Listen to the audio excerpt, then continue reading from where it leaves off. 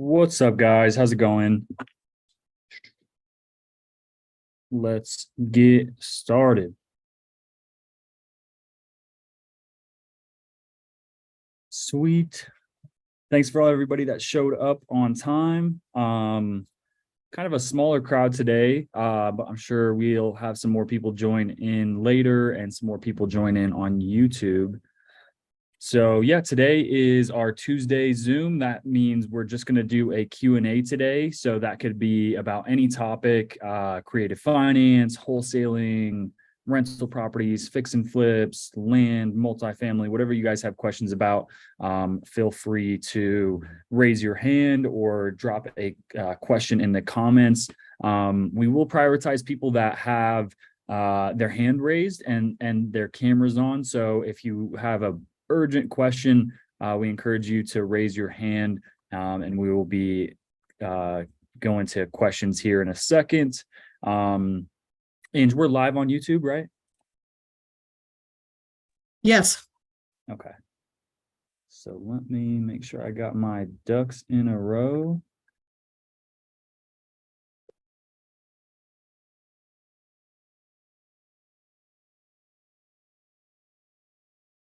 Sweet. Yep, we're live. All right. So sweet. We got 20 people in here. Thank you guys for showing up.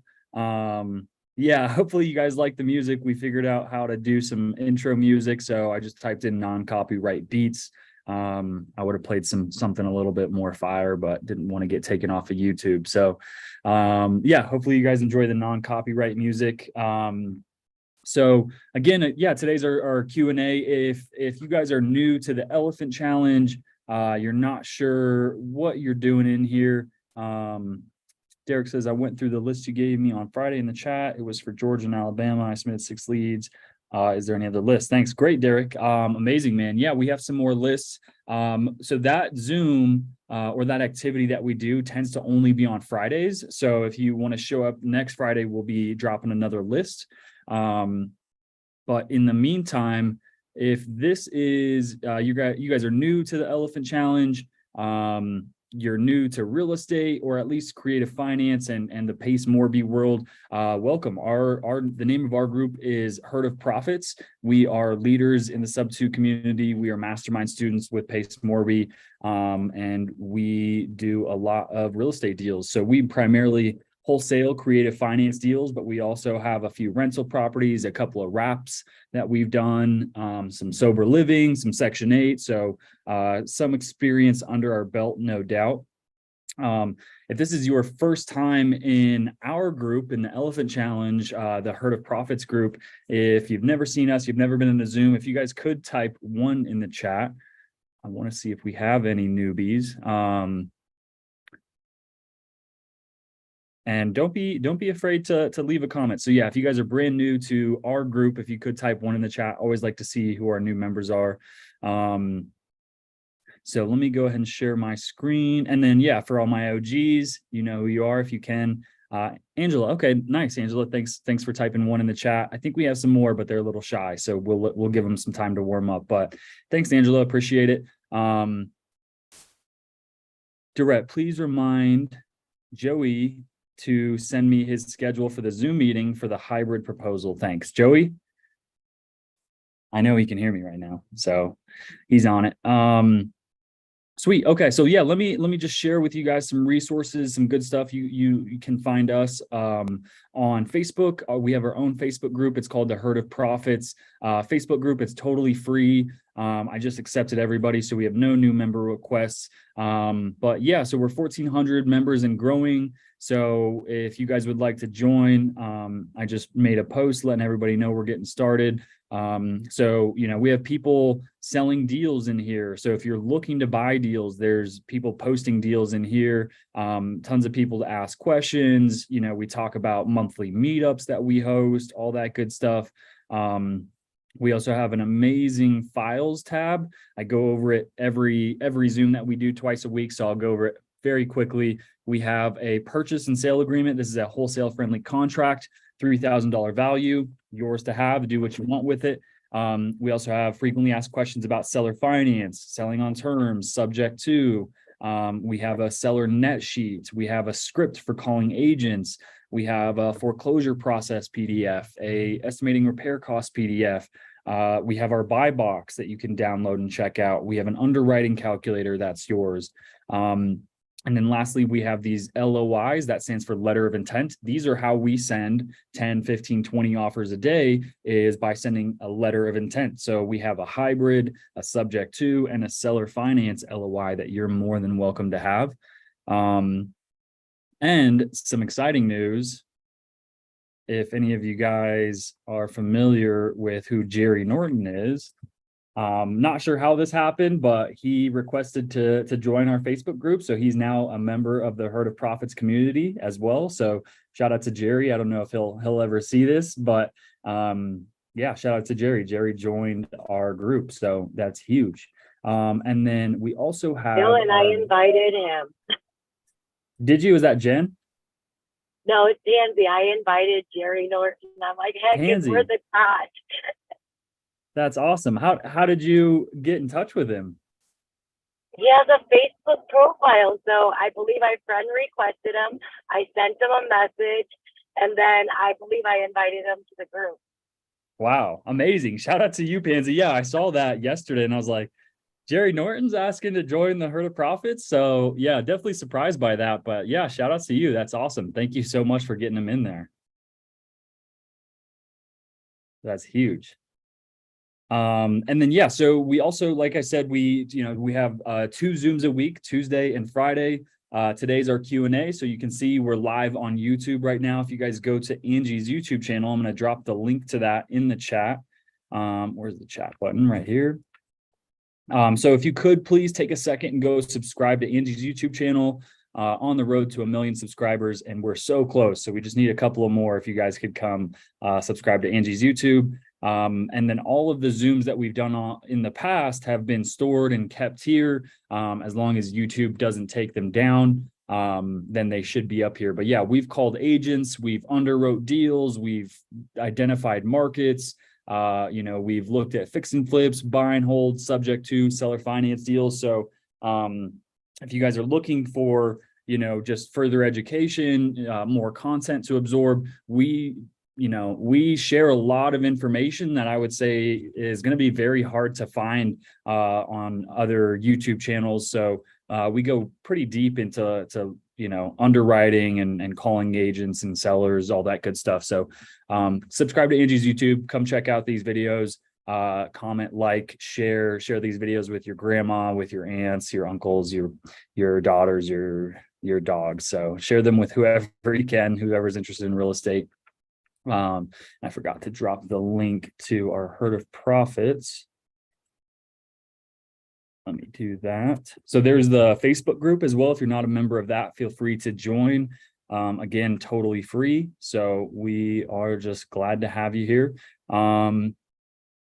So let me go ahead and stop share. And then, yeah, again, so today's just a Q&A. We've had a few more people join. Shout out to you guys.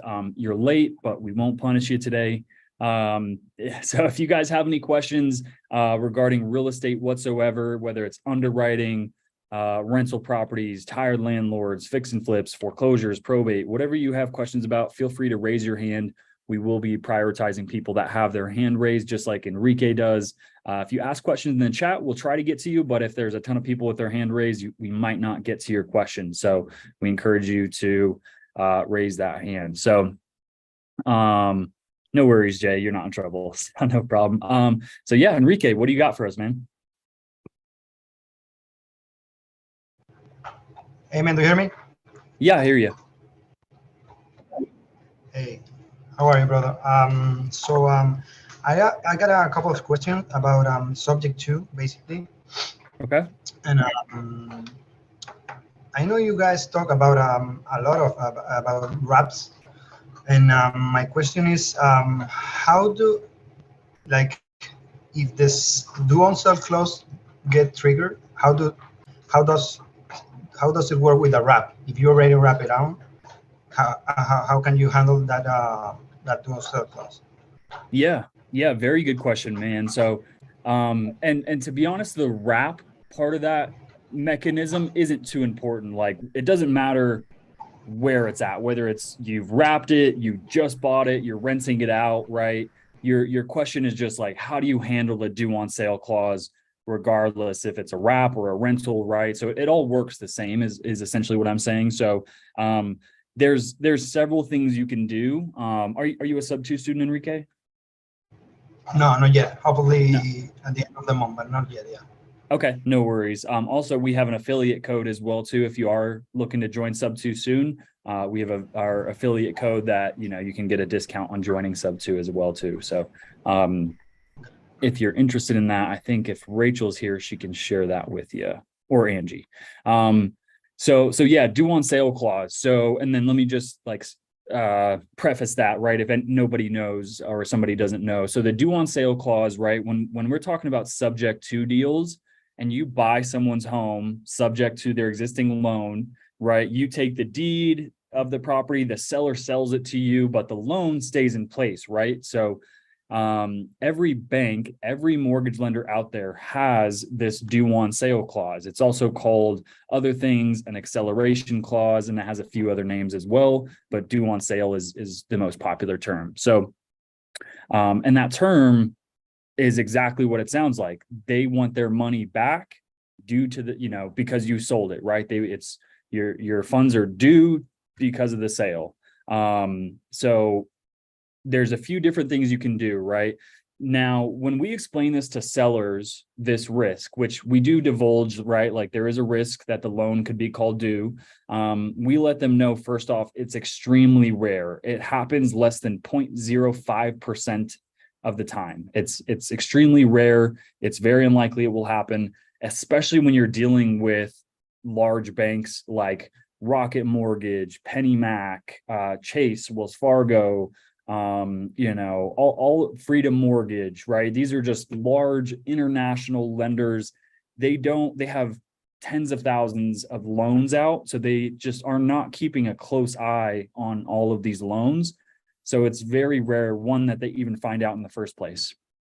Now, if they do find out, it's also very unlikely that they're going to execute that due on sale clause, because banks don't want to hire an attorney and foreclose on someone. They don't want to, exhaust their resources, going through a process of suing somebody, putting people's time and putting a ton of money into foreclosing on you. Basically, as long as the payments are being made, these banks are typically happy.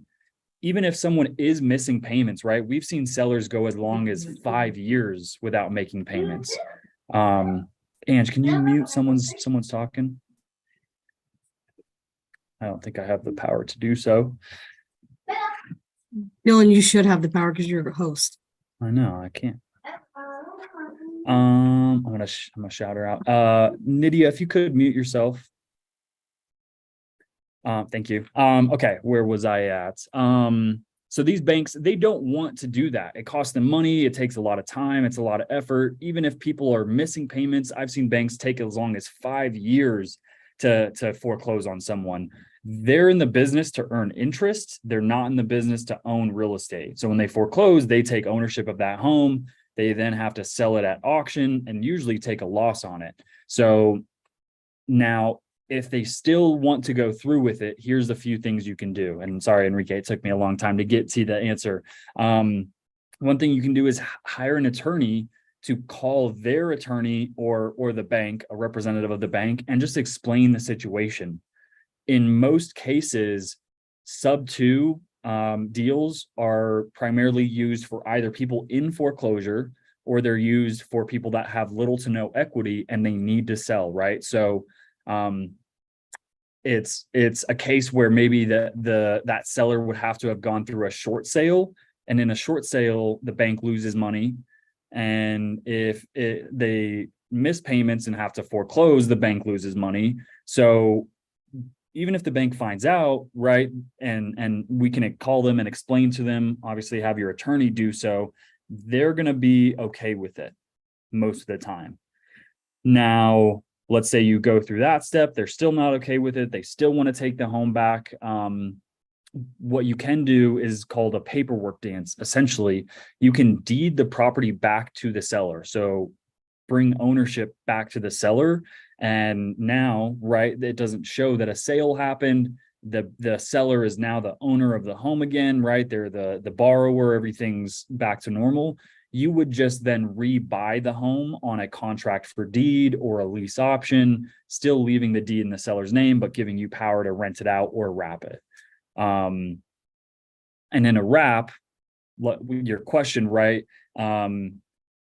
You would have to get the buyers, you would have to let them know what's happening. I don't think I mean, you might need their approval. So this is, a higher level question for an attorney or a transaction coordinator that really understands this at a high level, but that buyer is going to be wanting to work with you, because if that bank forecloses and takes the home back, then they lost everything. So that's the best answer, is you just deed it back to the seller, rebuy it on a contract for deed. Everybody's happy. Other options, you can refinance or sell the property and take a loss if you need to. But those are essentially all the steps that I know that you can do to basically get rid of that due on sale clause. Got it. Perfect. Thank you, man. Another question was about also subject to, but related to the insurance. When you take a property subject to, what do you do with the insurance? I mean, you keep in place of the seller and you put it like a beneficiary, or vice versa, or, how can you handle it? Great question, man. Yeah, absolutely. So insurance can be handled a few different ways. What we do, and this is how we explain it to a seller, this is how insurance will work. We will add ourselves at the time of closing. We add ourselves, the investors, onto their current policy as an additional insured. And we will leave their policy in place for a couple of weeks. The reason we do that is because we don't want to transfer ownership and then immediately transfer insurance. There's a higher risk of the due on sale. So what I tell them is, we want to keep your insurance policy in place for a few weeks and let the dust settle. And then after 6 weeks to 2 months, you will then get a new policy. And it's super important that your insurance provider understands subject to at a high level, because there's specific ways they need to do it to satisfy the lender, but also make sure that your wrap buyer or you as the sub 2 investor buyer are still protected, and then also your sellers are still protected. But after that 6 weeks, you get a new policy. You're listed as the primary insured, or your wrap buyers, whoever is owning the home, is listed as primary insured. Then your sellers are added onto that policy as an additional insured, along with the lender. So that's that, and then you can cancel the previous policy.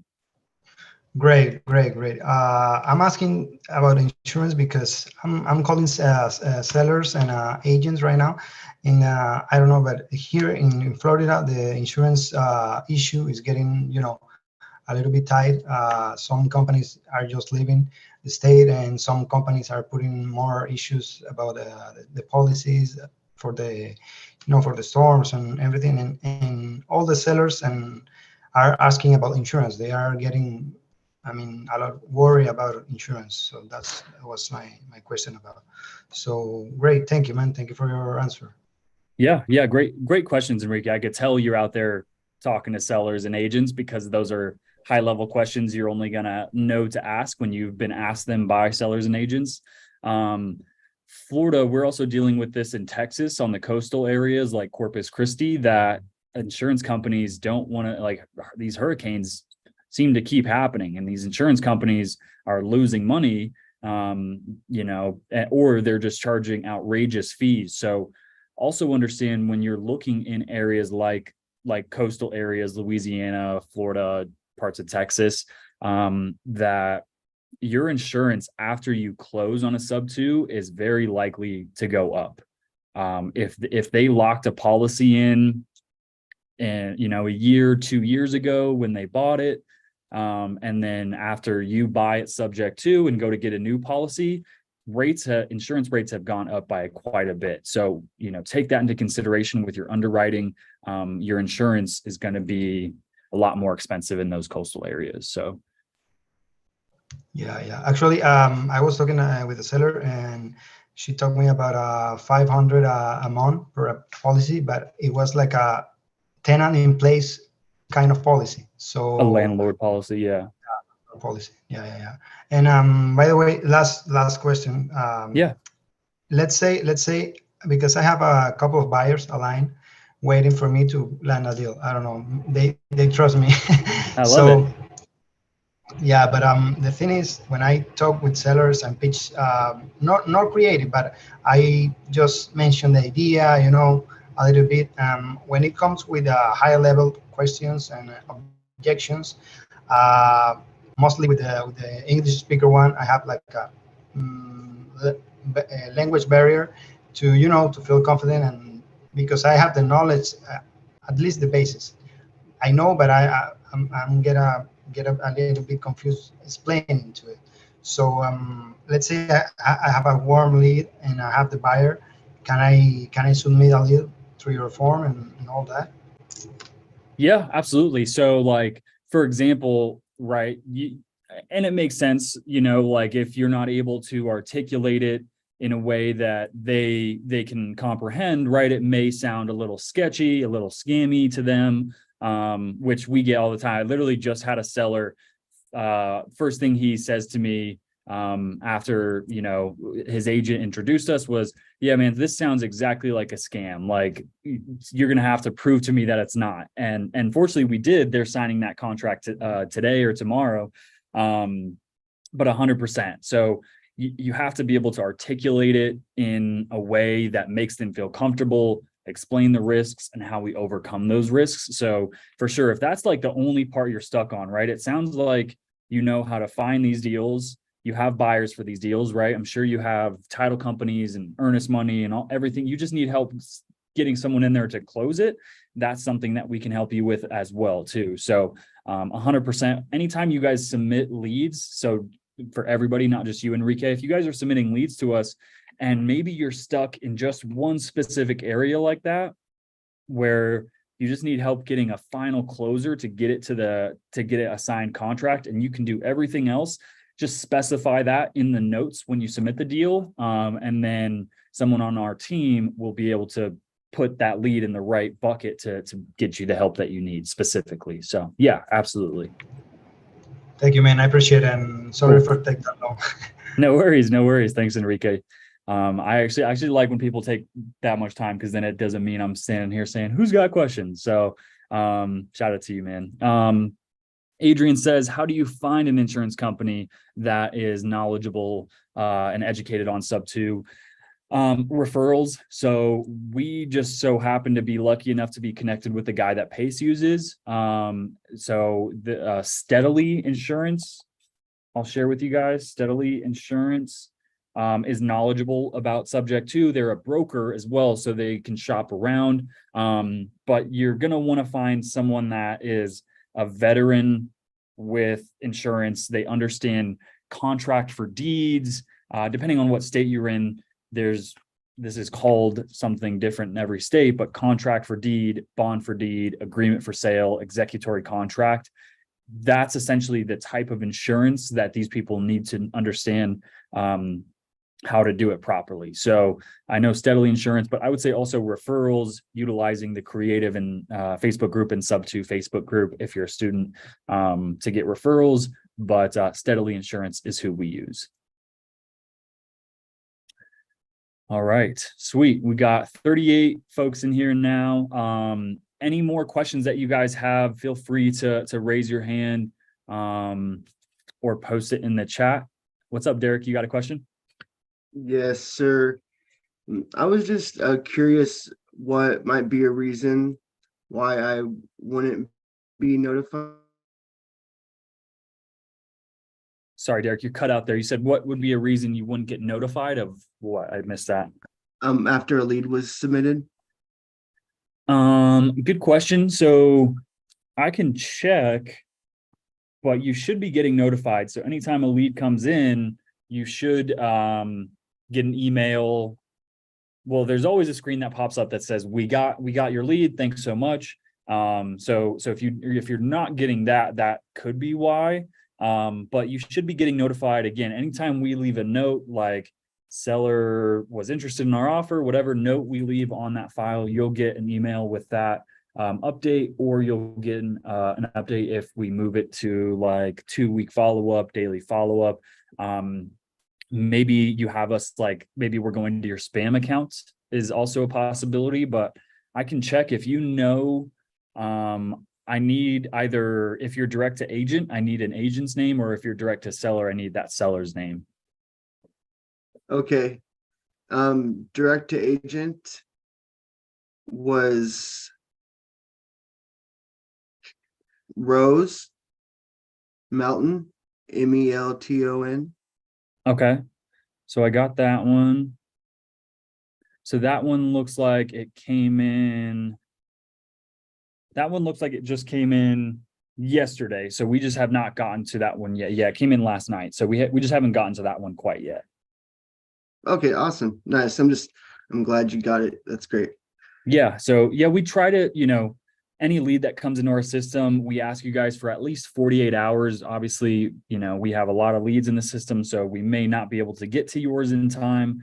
But if it has been longer than 48 hours and you haven't seen an update, feel free to hit us up on Facebook, text one of us, email one of us, and just say, hey, what's the status of this? I haven't seen any updates. Oh, cool. Yeah, the other ones were so quick. I thought it was automated like instantly. So, okay, yeah, 48 hours. Awesome. I'll do that. Yep. Sweet. Yeah. And that's just because most of the time my team is just on top of it. New leads come in, they're quick to work on them. But yeah, I mean, I'm sure we just got other stuff going on today. So that's probably why. Thank you. Yeah, right on. Thank you, Derek. So Julie says, is it okay to submit a cash offer as well to the portal? Or are you only interested in creative only?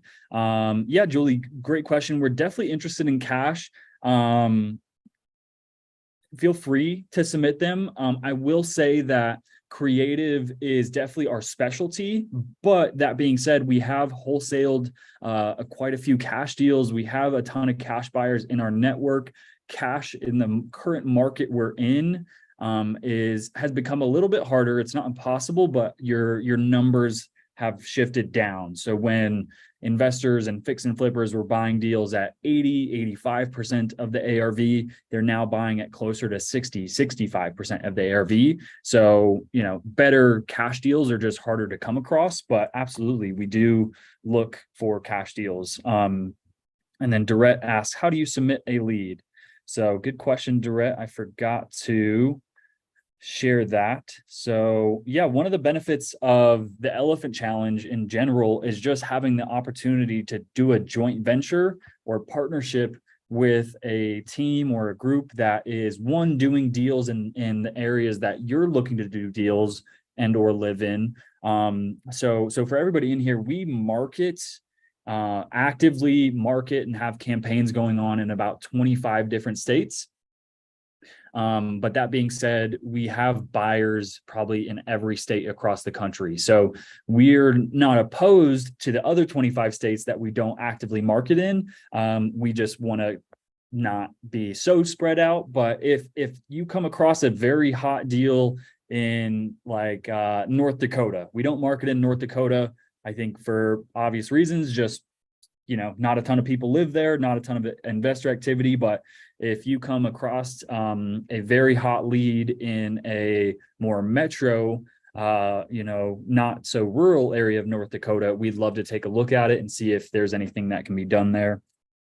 But if you are new to real estate and you're looking to JV, maybe you're stuck in some phase of the business, right? So for Enrique, as example, right, he knows how to underwrite, he knows how to find deals, he knows how to pitch it, how to send offers, he knows how to open escrow, find buyers, get it to the closing table. The only thing he's struggling with is like that last minute high level negotiation and pitch to the seller to get them to feel comfortable enough to sign the contract. So doesn't matter where you're stuck. Maybe you're stuck with not knowing how to send offers. You don't know how to underwrite. You don't have money to submit for an earnest money deposit. or you don't have any connections to buyers, right? Wherever you're stuck at, we can offer help. So if you go to the Facebook group, Herd of Profits, that's where you have to start. You have to be a member of the Herd of Profits Facebook group. You can come in. It's this very first, you can go to discussion, scroll down, and then you can see lead forms and Zoom links. You can also go to this featured tab, and it's the first one right here too. So we have a direct to agent lead form. So if you're out there calling agents and you got a lead from that, you can submit it to this. Or if you're out there doing direct to seller, you can submit this form. And this is what it looks like. So it will ask you for, it will ask you first, have you had or someone on your team spoken with the seller or the agent? There's only one box to be checked, and it's yes. If you haven't spoken to the seller or the agent yet, right? We don't consider it a lead.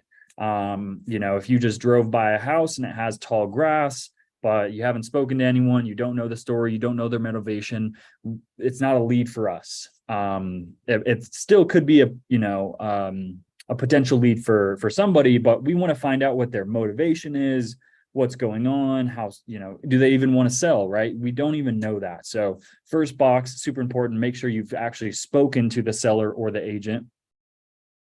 And then fill in your contact information. Once you guys fill in your contact information, it will save you as the JV partner for that specific contact. So if we leave any notes, if we get it under contract, you will constantly be updated and know what's happening with your lead. So that way, we're not just stealing your leads. You're always tied to that lead. Seller's information, obviously, if you don't have it, it is a requirement. Well, this is a direct to seller lead form, so you should have the seller's information. But if you're filling out a direct to agent form, we still want to know the seller's name, at least first and last name. If you don't have it, you can just put like John Doe or something like that. Property information, obviously just where it's at. Occupancy status, is it vacant, owner, tenant, or unknown? Now, these are how we determine if a lead is a lead or if it's not a lead, right? So these are called the 4 pillars. I'm sure most of you guys have heard of these before, but if you haven't, we need to know if there's motivation, right? So that's the first pillar. What is that client's motivation? Is it a divorce? Is it a probate? Is it a foreclosure? Is it a new job, right? Death in the family, divorce, whatever the reason is, why are they moving? So we need to know that. So some of them are pre-foreclosure, property list, divorce, bankruptcy. They need to move. Maybe they got a new job. They're a tired landlord. The home is vacant, tax defaults, they inherited it, expired listings, right? It needs a lot of work. So these are all motivation, motivating factors for someone to sell a home. We need to know essentially why they're selling.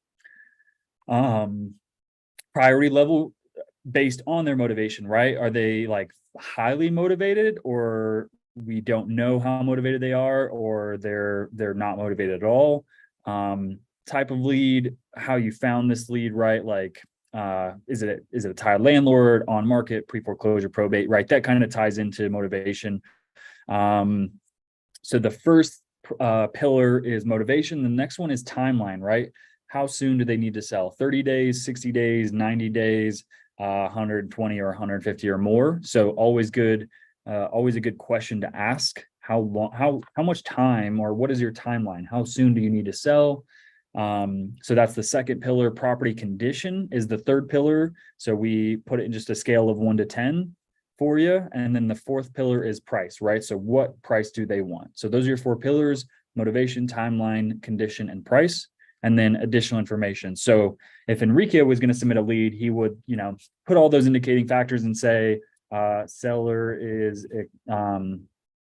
interested, but just needs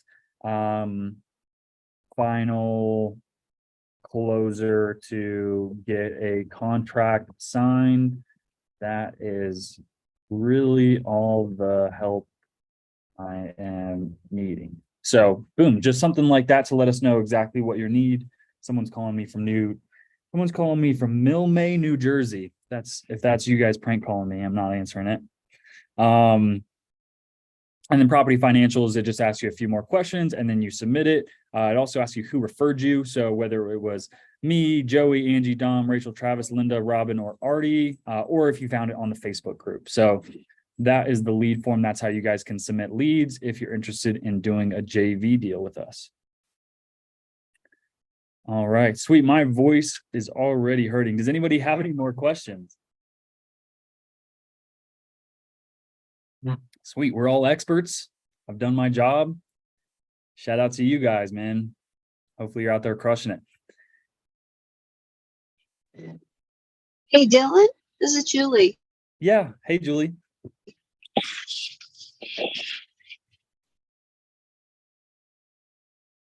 Can you hear me?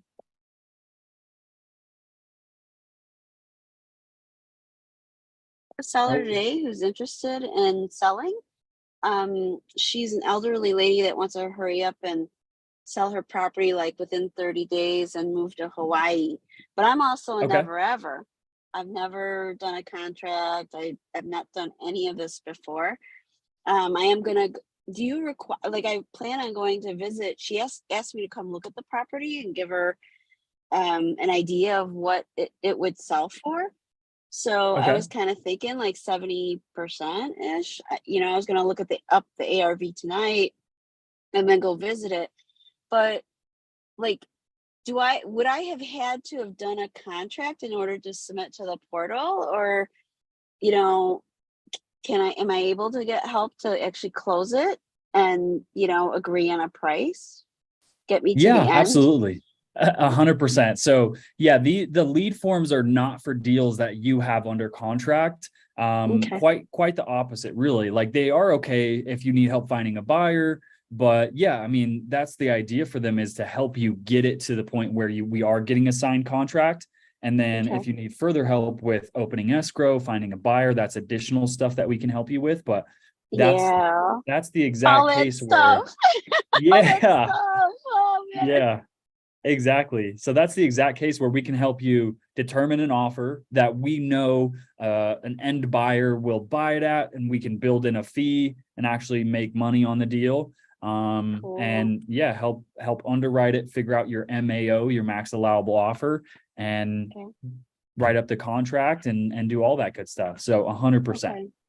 So I shouldn't, when I go visit the property, I shouldn't try and like close it, talk dollars, blah blah blah, that stuff, but just visit it and then kind of just like Pace says on his videos, say, well, you know, I'd like to bring my partner in to kind of talk about, you know, the financing part of it, and then that's where I call on you guys.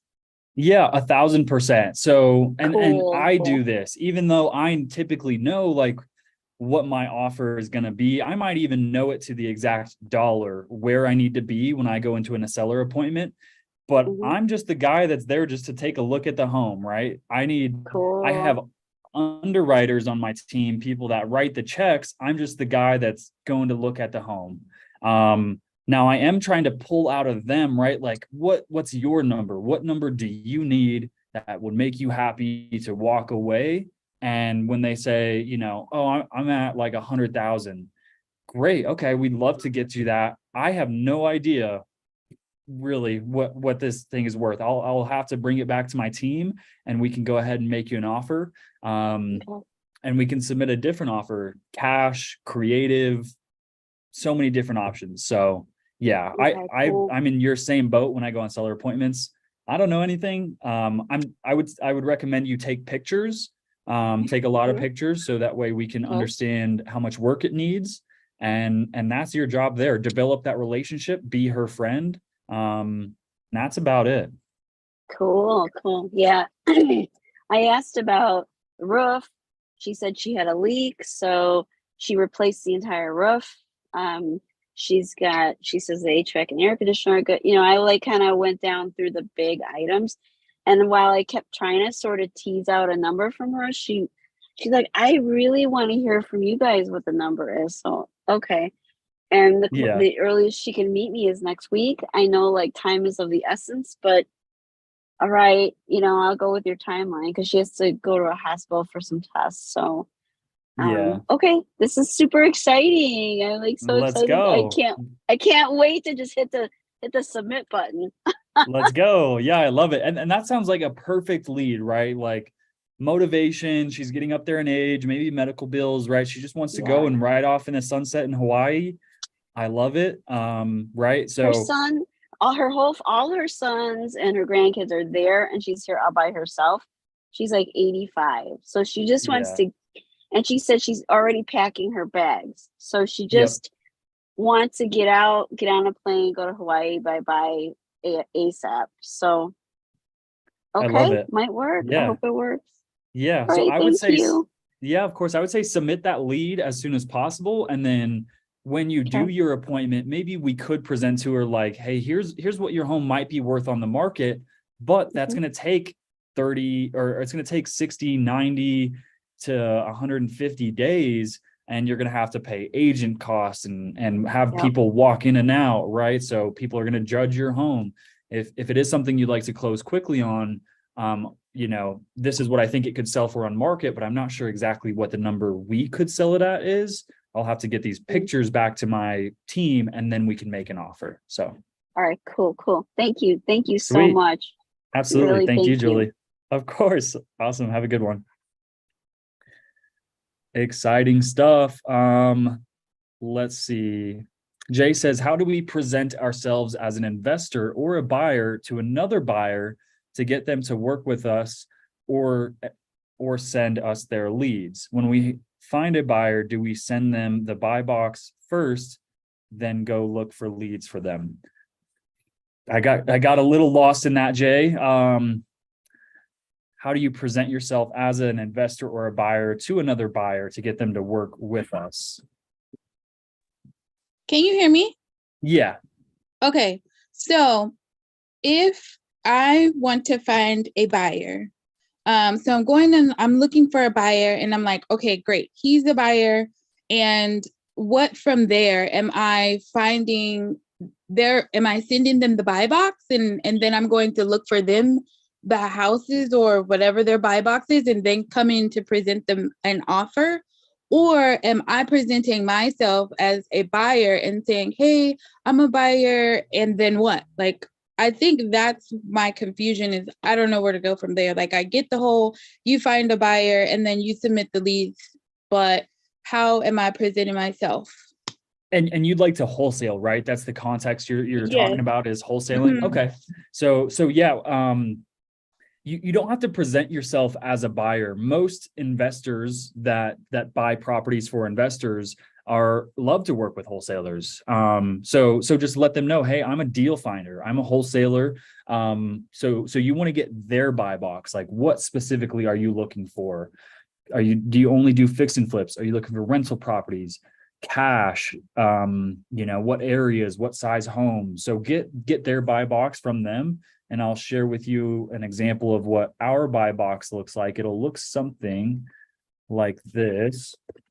And maybe they'll just tell it to you. They probably don't even have a fancy PDF like this.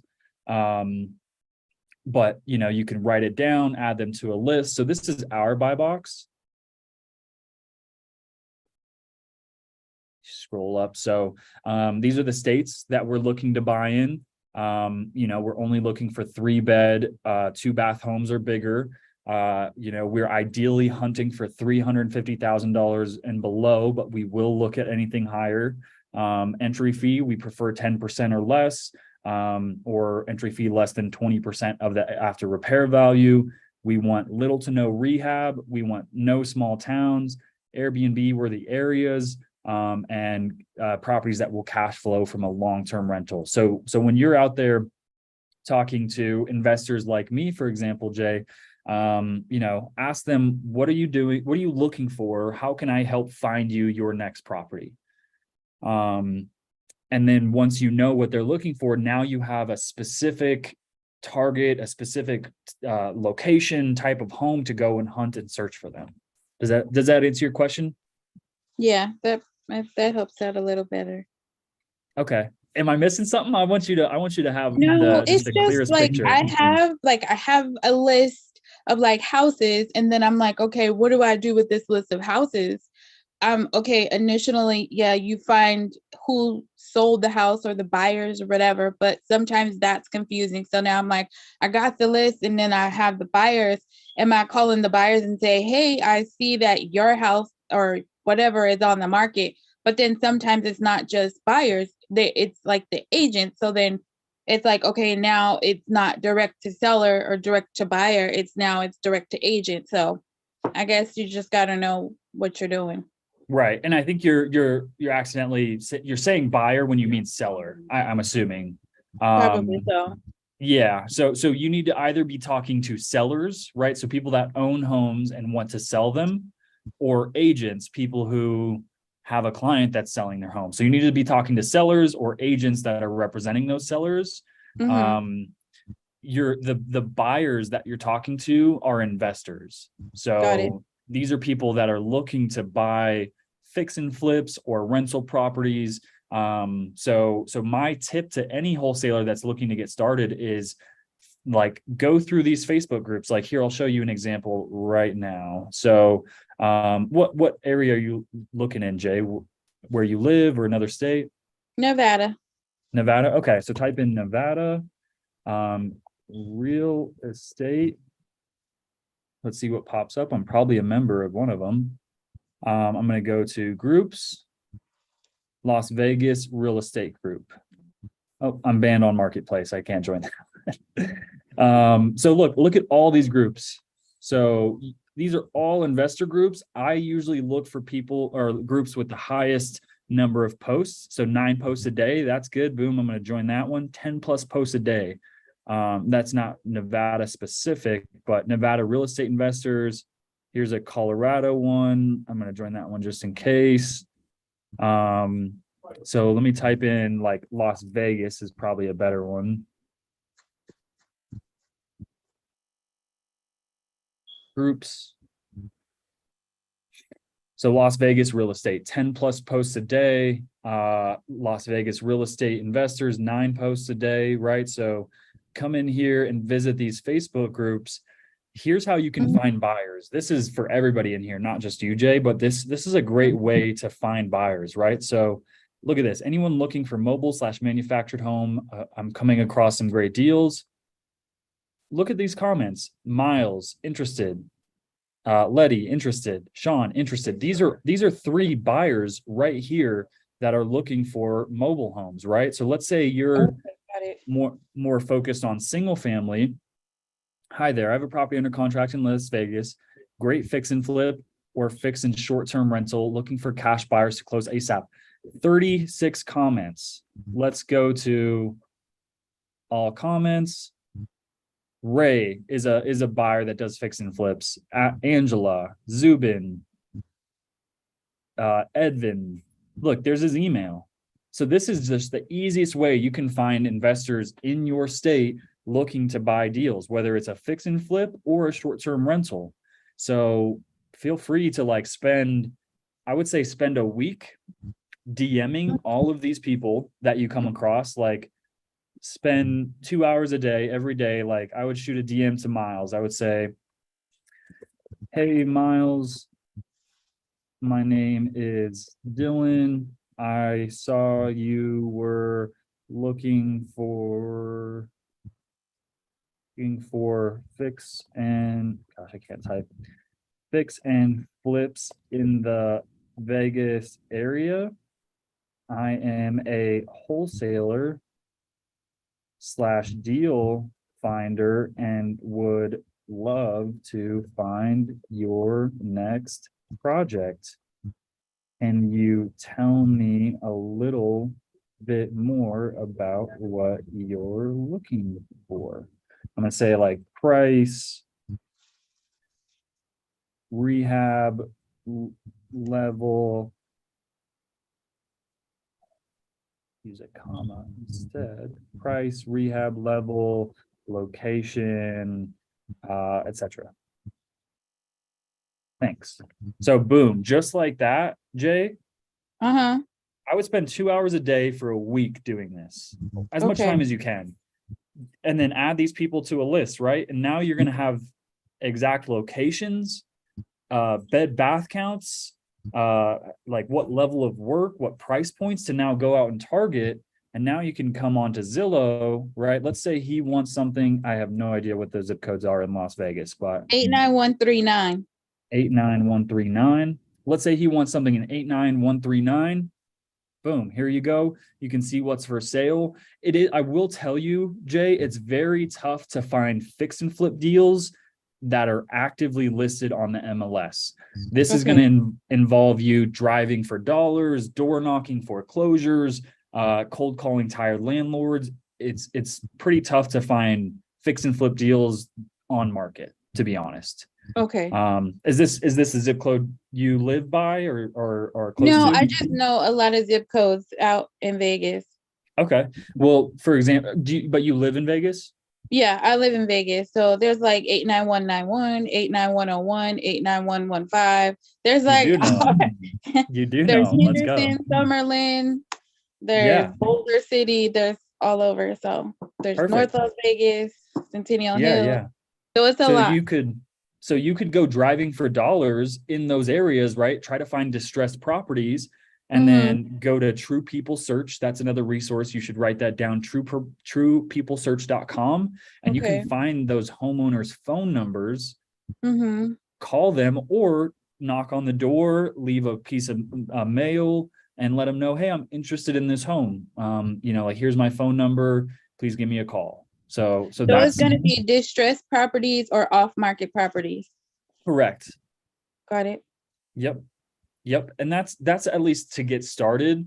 And then maybe while you're driving for dollars, right? If you're driving around looking for distressed homes, listen to some Pace Morby stuff. Understand creative finance, subject to seller finance, all that good stuff. Just continue to further educate yourself. And then once you feel you're ready, now we can start going for some low equity, start pitching subject to seller finance. But I think for everybody, it's good to just start with cash, learn that process, and then move to some creative finance stuff. Yes, because I have a friend, she is looking to move and she doesn't know about subject to, but I was telling her that there's creative financing out there for her because she was like, I'm going to have to stay on my job for at least 2 or 3 more years so I can show proof that I have solid income. And I'm like, girl, Yeah. You're like, no, ma'am. I love it. So yeah, you're out there hustling, right? I would say just continue to educate yourself, but don't be afraid to knock on some doors. Leave a sticky note on someone's door, cold call some people, but that's the first step is find those buyers, see what they're looking for. And now you have a targeted area, all that good stuff to go and find them their next home. Okay. Thank you. Love it. Yeah. Right on. You got it, Jay. Veronica says, girl. Yep. Oh yeah. And then Amy says Pace and Jamil for you, Jay. They also have like amazing phone calls on their YouTube channel that are like, you can listen. I know Pace has, let's see if I can share again. So go back to YouTube. If you guys look for Pace, Mr. Morby. So you could do this on Jamil Damji's YouTube channel, but go to playlists. And then if you look for, he's got so many playlists. Live seller calls. He's got 26 videos of live seller calls. This is where I would start for all of you guys wanting to get better at being on the phones, is listen to these live seller calls. They are super, super amazing. Oh yeah, another great place for you, Jay, just an example to find maybe some off-market properties is like Facebook Marketplace, Craigslist, and FSBOs. That's FSBO. That stands for for sale by owner. Those are some good lead sources as well too. So yeah, check out Pace's and Jamil's live seller calls on YouTube. Okay, got it. Yep. Chris says, sorry, Jay, go ahead. Direct agent. It's Amy. direct to Oh. agent Ryan with a move to know they just some great scripts for direct to agent if it's a little apprehensive about that. Okay, you're cutting out a lot there, Amy, but I think you said check out Ryan Zolan. You may need to just type it, but I see your comment. Check out Ryan Zolan.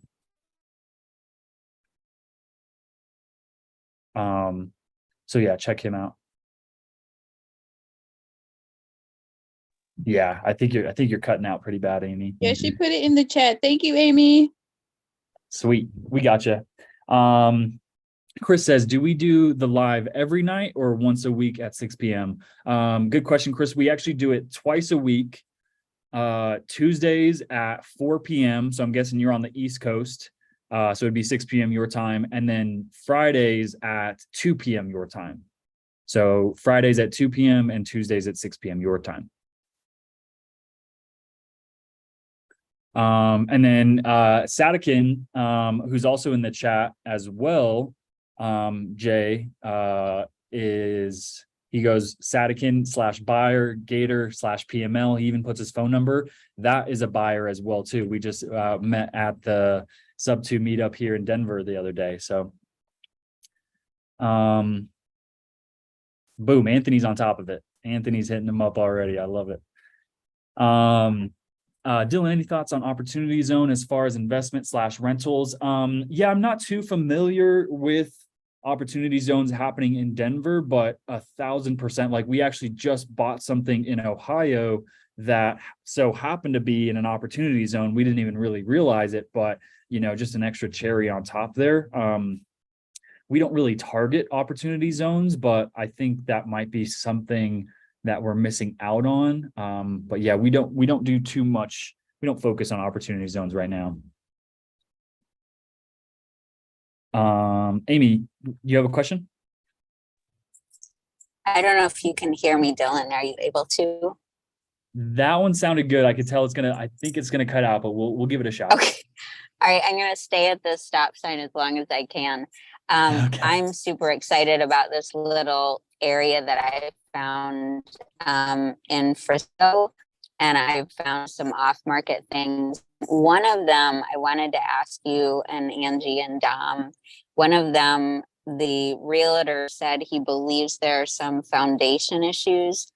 And generally, I would stay as far away from those as I can. But it's in this area where everything is a fix and flip, but the land alone, they had one sell for $420. It's like a 1,000 square feet. It's teeny tiny, but because of the development in this one area of town, things are going for these astronomical prices.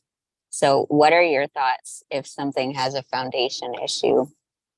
Yeah, definitely not opposed to foundation issues. Wholesaling them is a little bit more tricky because you will for sure have buyers that don't want to deal with foundation issues at all.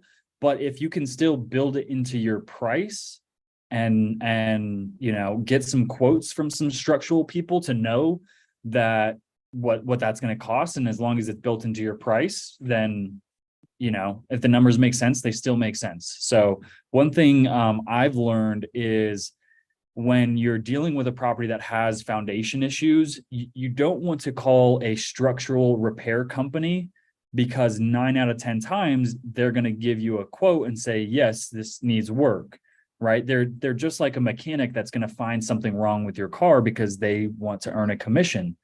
Who you need to bring out is a structural engineer.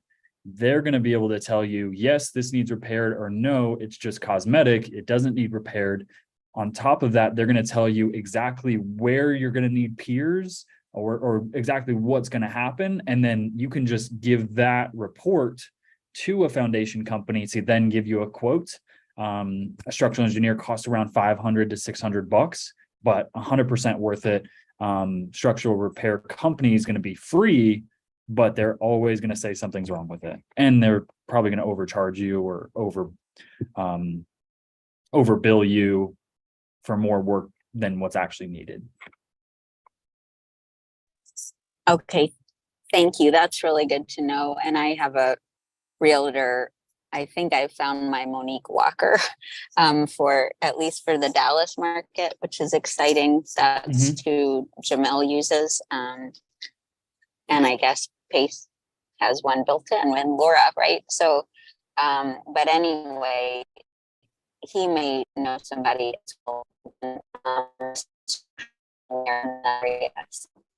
I said, thank you.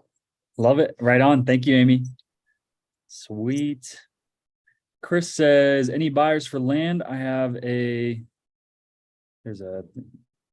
a patient, patient, is that what you're saying? Selling in Perry. Oh, a patient. Yeah. Selling in Perry, Florida. Yeah, I don't know. I don't a lead. No worries. Buyers for lead. Yeah. So is it land or is it lead? I don't know what meant to go for lead. Hey, my apologies. Yeah, so I have a patient at my job that he's actually trying to sell his property. So, I mean his land, my apologies. So I was just trying to see if there's any buyers out or in here that actually do buy land in Love it, Florida. man. Sweet. Out there hustling. Yeah. I mean, we personally don't really focus on land. You know, obviously you're going to need a developer that knows That way.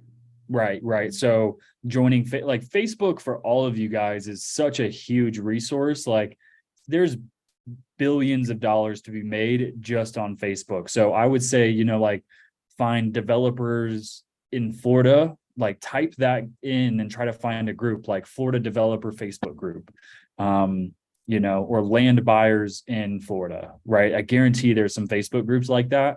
And then you can market it and find it that way. And another way too, man, is if you bring a lead to a real estate agent, they can compensate you as well too. They can pay you up to 30% of a commission. So let's say he just wants to go sell it on the market traditionally. If you can bring a real estate agent, you can ask that agent for 30% of the commission they receive from selling. So if they're going to get 3% of the sales price, they can give you 30% of that 3%. Even if you're not a real estate agent, they're technically not allowed to pay you, but a good agent will figure out a way, right? All right. Exactly. And so my last question to you would be, I don't worries, want to take time. I know pre-foreclosure, you guys are actively doing pre-foreclosures as well? Because I just got a list. I'm gonna start hitting it up. And pertaining to what Joey was saying, so we're able to, because me, I was doing door knocking too, so I was just I kind of wanted to know how she was kind of attacking, because I think it got cut off when she was talking at the beginning. So she was like calling them, or was she pulling a list? I don't know if she did mention.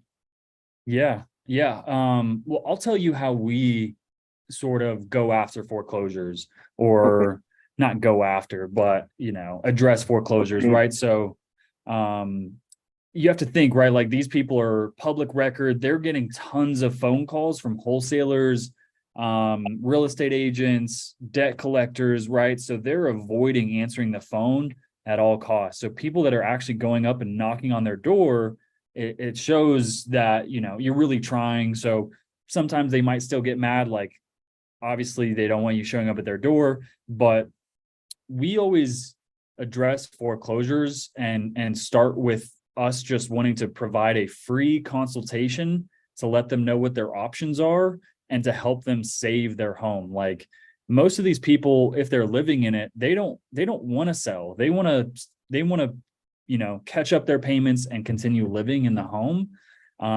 So we always say, you know, I understand you're going through a tough situation. My company has helped thousands of people save their home in the exact scenario that you're in.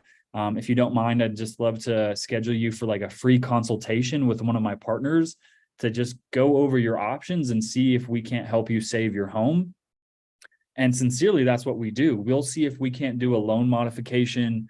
I have it here in my office, the 8 steps to stop a foreclosure.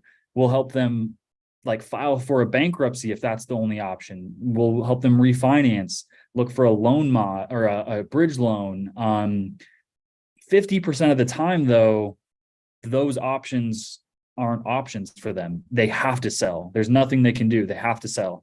But if we can at least walk them through those first few steps and show them that we're really serious, we're trying to help save their home, who do you think they're going to want to help them sell their home now, right? They're going to want us on their team. So that's how we go through it. And it helps us sleep at the end of the day, right? Like, we don't want to take advantage of these people.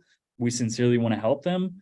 And, you know, half of the time you can't help them, but maybe you can help them list it with an agent. You can help them sell it to an investor for cash, or you can help them sell it to a sub 2 investor and just take over their loan. So many different options.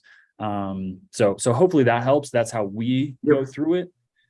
I would recommend, again, Pace Morby, man. The guy's a beast. He's got the 8 steps to stop a foreclosure for you, Gina. That came from a Pace Morby video. It's on his YouTube channel. So check out his like foreclosure scripts, all that good stuff. Let's go back to foreclosures. Look at this. He's got probably 2 videos. He's got way more than that, I guarantee it. But like if you just typed in Pace Morby foreclosure, he's got tons of videos on it. So go watch those. He has scripts. He describes like what those 8 steps are, how you can help delay a foreclosure, how you can stop it, how you can creatively do it. So all that good stuff. So hopefully that helps, Chris. Thank you. I appreciate that. Thanks, brother. All right, let's see. But for Eugene, I'll quickly go over them. So first one is loan modification. Next one's bankruptcy. Third one is refinance. Fourth is bridge loan. 5 is short sale. 6 is list it on the market. 7 is cash. And then 8 is creative finance. Thanks, Stevie. Stevie says, everyone go to Angie's YouTube channel, serious value. Sweet. So my voice is already going. I don't know how Pace does these for 4 or 5 hours. So shout out to you guys. Thank you guys for showing up. Our next Zoom will be Friday at noon Mountain, 2 p.m. Eastern. If you guys could show up to that, we're going to get a list of some low equity and we're going to call them live. And we're even going to let some of you guys call them live. Let me read this. I don't know if this was meant to be a DM. Question, Dylan. I apologize. Yeah, no, please, man. Will you guys have a recording? Because I'm gonna be stuck at work.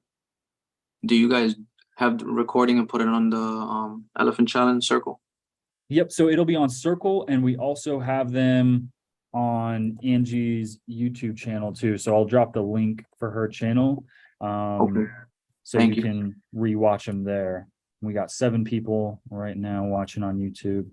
So yeah, if you want to just go subscribe to Angie's YouTube, if you have a YouTube, and then the recording for this Zoom, all our past recordings have been on there as well too. So I appreciate you. Thank you so much. Sweet. Thanks, Chris. Kirk, i.e. talk to a FSBO investor. In foreclosure, currently in forbearance. Seller's not interested in multiple wraps and 1 year behind on mortgage and interested. Typically no, Kirk, unless there's an option for them. I'm going to read your question. I don't know if it was meant to just be directed to me, but Kirk says, are you interested in properties that already have investors involved? i.e. I talked to a FSBO seller, an investor on a 5-bedroom, 4-bath home, plus an ADU on 1.8 acres, properties in foreclosure, currently in forbearance.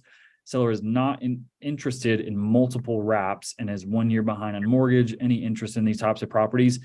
To be honest, if he overpaid for the property, which is my guess, I'm guessing he overpaid for it. That's why so many people are hitting him up to pitch subject to and wraps and all that stuff. He's not going to sell it. He's going to go into foreclosure, right? He has no other options besides maybe a short sale. He could short sale it. FSBOs are tough people to deal with. Pace says this himself, that FSBOs are generally very tough leads to actually get a signed contract because they're like, oh, I can do this myself. I know all the answers. They know everything, right? So you know, unless you're coming with a cash deal at their exact asking price, it's very tough to convert a FSBO to a low cash offer to a creative finance deal. So I'd be interested if he was open to creative, but I'm not looking to overpay on a property that he's already overpaid on, if that makes sense. So, Derek, you got a question? Yeah, so I've got an agent in North Carolina that I was talking to, and basically came out that her dad has a few properties, and he's looking to get rid of them, and he's open to seller financing. It's been kind of pulling teeth though to get some information on the places out of them. Yeah. And what prices they gave me seem kind of ridiculous from what I quickly kind of comped on stuff in the area, but he's got one that's a store. It's kind of like an old gas station. I guess has like a grill in it or something. And out behind there's 4 trailers. But that's kind of, I don't think that one's really going to be in play because they've got some kind of like a 10-year lease with somebody on the store at real cheap. And then the trailers, it's only lot rent for like $150 a lot. And their asking price is like 400. So I don't even think that one's even close, but he does have the 2 houses don't look terrible. I'm trying to get some condition on those right now. So I'll probably try to get that and send that over to you guys. Okay. Let's just look at it, see if there's something you can get a hold of, maybe work out some kind of a good seller finance terms with them or something. I'm not sure. Yeah. I love it. I love it. And yeah, just like, when this is a relative, you said, or No, that's a realtor. a realtor. Okay. Okay. Yeah. I reached out to her a few weeks ago. Okay. And it's her client or it's her actually selling it? It's her father, I believe. Gotcha. Okay. Okay. So when you're dealing with someone that wants to sell on seller finance, that's amazing. Because essentially purchase price doesn't matter anymore. Right. Like, for example, you'd pay $1 million for one of those properties if he was willing to take 0 down and just you paid him $1 a month for 1 million months, right? Like, Yeah. That's a great deal for you, but he got $1 million for maybe a dumpy property. Purchase price still matters, right, when it comes to property taxes, and if there's a balloon on the terms, or just depending on how long your term length is. But I would say always, anytime you have someone that's open to seller finance, doesn't matter what their price is, send an offer with their price, but make the terms really favorable, right? Low down payment, low interest rate, long-term length, right? Like, if he's going to really sell it on seller finance, let's say he's got a tenant in there paying $1,500 a month. Well, then your payment needs to be $750, because how can you as an investor make a profit if your mortgage payment to him is more or equal to the amount he's getting in rent, right? So once you word it like that, it clicks. Oh yeah, duh, I have a tenant in there. He wants to make money on it, right? So that's how I'd word it. But yeah, once you get a little bit more information, that's 100% something we can help you write up an offer and send it, all that good stuff. Okay. Sweet. Right, thank you. Right on. Thanks, Derek. Satkin. Thanks, Dylan. As always, you're awesome for wholesalers.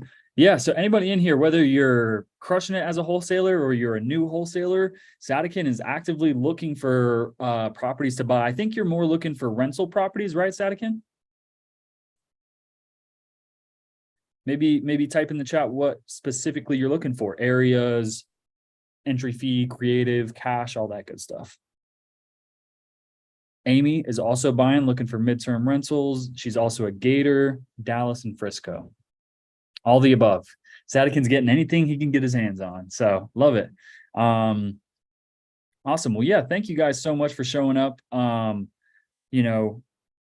Real estate's tough, man. It's so big. There's so many different niches, so many different avenues you can make money in, right? Like, there's no right answer. There's no one way to do it. The only way to get started is just the same way you eat an elephant, one bite at a time. So, start consuming knowledge, start, learning and getting around other like-minded individuals, right? So you guys are on the right track. find out what your avatar is. Go to Pace Morby's YouTube channel, type in avatar series, learn what you're good at, understand what your strengths are and what you might not be great at, and learn what those strengths, how they correlate to different strategies, right? So like for me, I love sales. I love talking to sellers and agents. I love closing. I love underwriting. So my avatar is closing.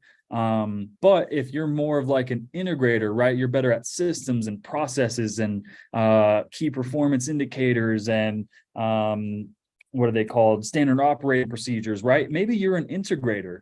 You might be someone that's better at helping take a visionary, right? Someone who's got like all these grand ideas about where they'd like to build a business and you know, they're great at closing deals, but they're not great at implementing plans and building an infrastructure, right? That could be your perfect partner to build a great business. So learn what you're good at and how that correlates to different avenues of business.